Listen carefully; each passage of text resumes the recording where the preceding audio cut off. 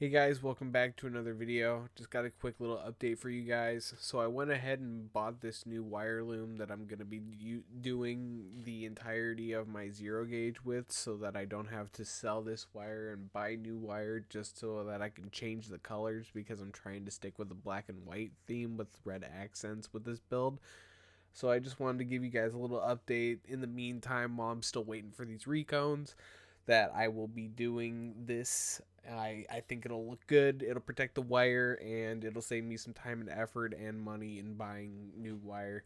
So yeah, stay tuned. I'm going to be getting these recones in very soon. The video will be up for you soon, so don't worry about that. Things will be rolling out. For the last couple of days, have been sick, so thank you guys for just kind of chilling with the videos that I have right now, and thank you guys for watching. Check out all my socials, and I'll see you guys in the next one. Bye. All right, hey guys, what's going on? Today is the day. We are finally going to be dropping these recones in with big homie Zeus in the background. Sporting with the fucking recones right now. Total recone dog right now. But yeah, I finally have the new recones in. The ones that will actually fit my subwoofers. So that's a good thing, right? You know what I mean? You know what I mean? Yeah. So yeah, we're finally going to be able to drop some good old recon. You can see here, I've got the setup a rolling. I've got my glue here. I'll give you a quick look-see at it. It's got that Gorilla Epoxy, 3300 PSI, 5 minutes at time, water resistant. Even though this will probably never see water, I'm gonna give this a try. It was this is different from what I usually use. I couldn't remember. I think it was some sort of Loctite stuff that I used last time, but no big deal. As far as shims, paper, normal printer paper. I'm hoping that this is sufficient. From like what I could tell, is everybody has their own way of going about things. So we're gonna give that a try. I've used that method before and it's worked. So yeah, as long as you get it even, I don't think we'll have a problem. But as far as clamps, we got some big hefty clamps for all four sides, and then we got a bunch of small ones for all in between. And then I got myself a little mixing platform with a little mixing stick. And then as far as for glue for the surround, which will be up here, I got some E6000 Plus. So, yeah, that's the setup for right now. We can give kind of a little bit of a comparison of what's going on between the new parts and the old, as far as the spider and everything else goes. You can see here on the factory one, there is a gap between the first and the second spider. Now, looks like with JSS, they decided to stick with the one spider. They made up the gap that's made by these two with, I'm guessing this is a 3D printed ring. Little scared about it, but I think we'll be able to pull through. He said definitely give these a good amount of time to break in, because these are beefy for the subs that I have. You can tell this by this is the coil on the new versus that. I can try to get them as close as possible. Don't touch, Jesus. It definitely looks a bit beefier than the factory parts, so I'm excited to see what these bad boys will do. I'm gonna plop you guys up on this little makeshift bullshit I got set up here. I hope you guys can see everything as well. I'm gonna try and keep it as best as possible on what I'm working on. I'm gonna, do my best here for you guys. First thing I'm gonna do, actually, is I'm gonna grab this, my little air blower, since they've been kind of sitting out in a while. We did in the past video, if you guys saw, we cleaned out the little gap for where the coil goes, just of any debris, with a piece of duct tape and a shim of some sort, just to get any debris. Of course, the factory coils weren't blown, so it's not like there was a bunch of debris in there, but I did do it just for peace of mind. So the only thing that should be really in here is maybe some dust and some hair, so I'm going to give it a quick blowout. What I'm doing right now is I'm kind of just pressing it into place to kind of show you guys something that was concerning me when I first got these recones in. And I just want to share this because I've never seen recones like this. JSS said it happens before, so I'm going to go with what they say. I'm not going to say it doesn't happen because I wouldn't know. You know what I mean? So with this setting flush, obviously it's not glued down, but with it sitting as much in as possible, obviously it's not shimmed or anything, but it is sitting in place for the most part.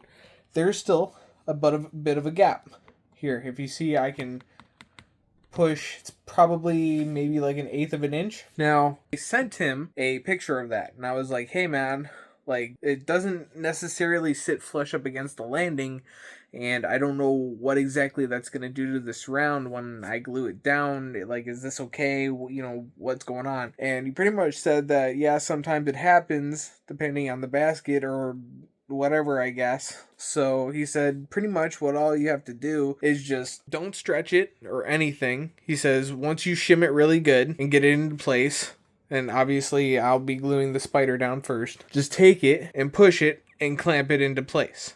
Just wherever it naturally falls, let it put itself into place when you clamp it down, and then just leave it there. That is what he told me to do. That is what I'm going to attempt to try. Every other recone, I've just shimmed it. Everything is ended up sitting flushly on the landings, and I just, I use the crimper, the gasket that comes, the factory gasket that comes with the sub, and I put that around it, and then I put the things on top of that so that it gives it even more pressure. But I won't be able to do that this time just because of the way that this sits uneven, and I have to put a ton of these. Like, I ordered a whole another box just so that I could get single like part of this, because I want it to be as glued as possible, because I'm not gonna have much say in where it ends up, because it's all up to the cone itself. It's scary to me. I haven't done many recones before. I haven't run into many different styles of recones. I never reconed these specific subs. This is all still, I'm experienced in it, but I'm not a professional reconer by any means. We're going to try our best. That's why I'm bringing you guys along with me. I'm going to do this one on screen for you guys. Obviously, I'm not going to do both of them on screen because that's a tedious thing. But obviously, I'll give you guys an update when I have them both glued up and ready and looking pretty. So, yeah, let's get into it. Roll it up. Sort of like that. Alright, now shove it down the hole. I'll let it do its thing. Now, what I'll do is I'll take the top, and if you go in at the top of the paper, right, if you take the ends and you go in with them, it makes the part that's inside the coil go out. So it'll go into the gap, and you'll be able to press it down into the gap firmly. So I'm going to make sure that the next piece of paper, when I go to shim it, the gap ends up on this side. And I'll rotate back and forth. That way I end up with an even spread between both sides. The one reason why I brought up that gap, and I showed you guys that this recone actually has the that 3D printed ring on it. Now, I've never seen that before. Obviously, in the factory recone, they had just two different spider landings. So I'm kind of curious as to what's gonna happen when I take these shims out after I've glued the recone in place, because that is gonna be quite something. Now, this is all just to prep it and everything. Obviously, this is just to kind of show you what it's going, like, we still have to glue it and everything, so I'm not going to keep doing this. The issue of what I see here, because no matter how many shims I put here, right, it'll always end up where that 3D printed ring wants the spider to be. Because if you look here, the spider is connected directly to this ring, right? So no matter where this ring sits, that spider is going to want to follow. So once I take the shims out, I don't see any reason as to why that coil is just going to follow where the spider's going to want it to go. So hopefully these work out. I'm skeptical, but JSS hasn't done me wrong yet, and I'm sure with how reputable he is, he knows what he's doing. It's just, I'm new, and I've never done it to these subs before, so I'm I'm scared because I'll probably fuck it up. Not that he fucked it up, you know what I mean? So we got everything in front of us that we need. Let's go for it.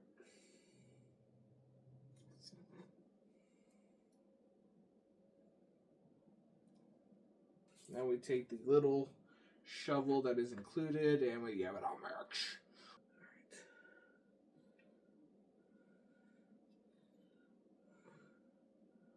Just gonna shovel the bitches on. Because I don't really have a better way to do this right now. Just make sure not to get it in the coil. Gorilla Glue. You gotta let a man work first. God damn.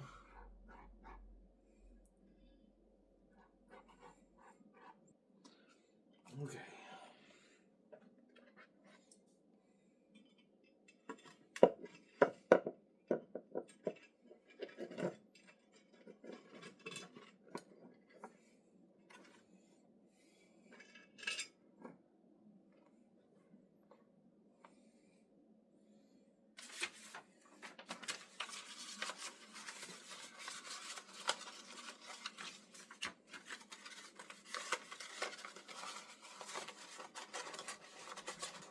I don't remember how I did this last time. So quickly, you know?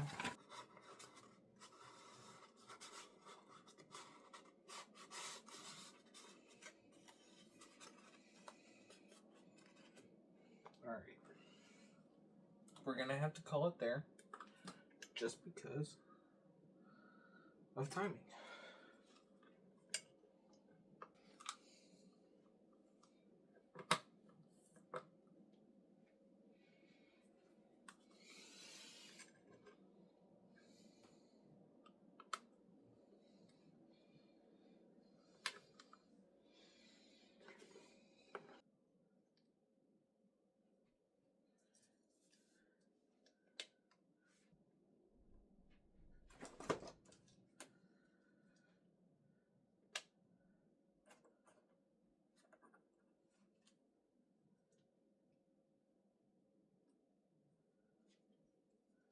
I'm glad I bought two tubs of epoxy, or two tubes of epoxy, because I ended up really fucking that.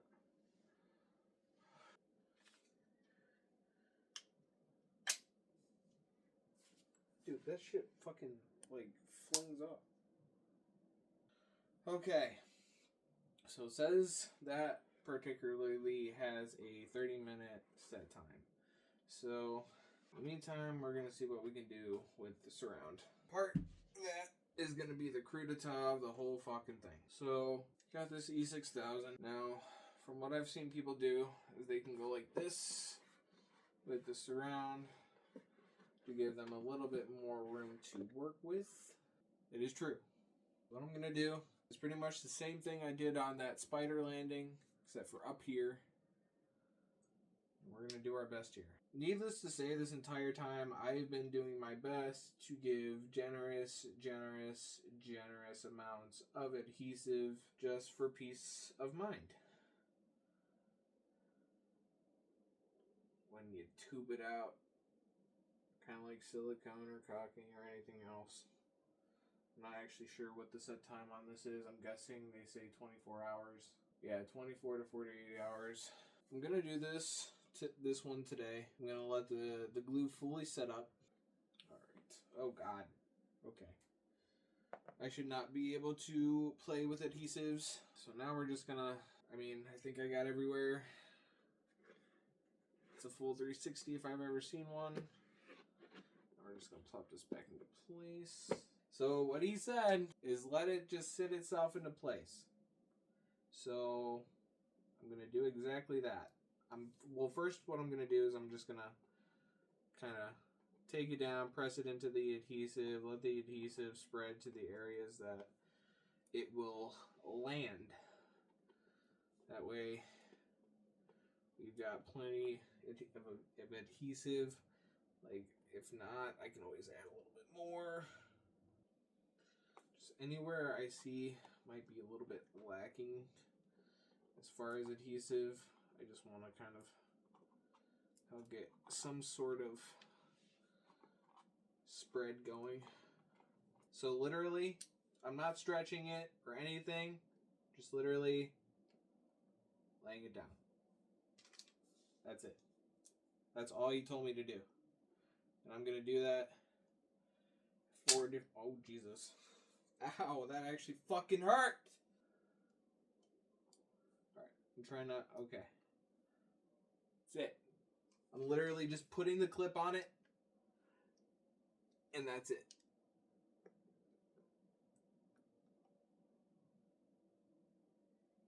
Now I'm just going to try and fill up the space as best as possible.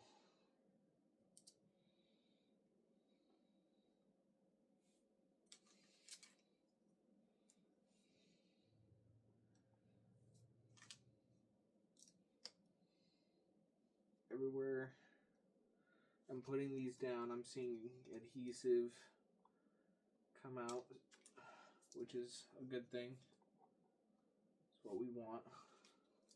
And I'm just going to take pretty much every clamp I have left and do my best to fill the biggest gaps out of all of them. All right. And for a half an hour's worth of video, I think I've got one done. Now if I can turn the light on, as you guys can see, this is what we got going on.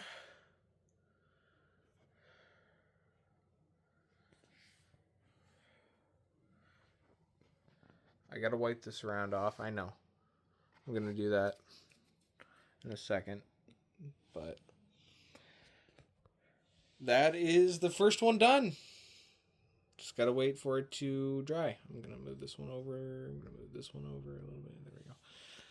Oh God. Okay, we're good. But yeah. So I got one more to do. Obviously, like I said, I'm not gonna do that one on camera just because that's a lot of tedious camera work to go through, and it's pretty much the same exact process. But obviously, if you guys want, you can leave your comments down below of what I did wrong or what you would have done different. I think next time I'm going to buy myself one of those thin plastic folders, cut the pocket part out of it, and use that as a shim. I see a lot of people using those. I think that's probably a really good idea. I think I'm going to give that a shot next time, or I might even go to the store and use that for the second one.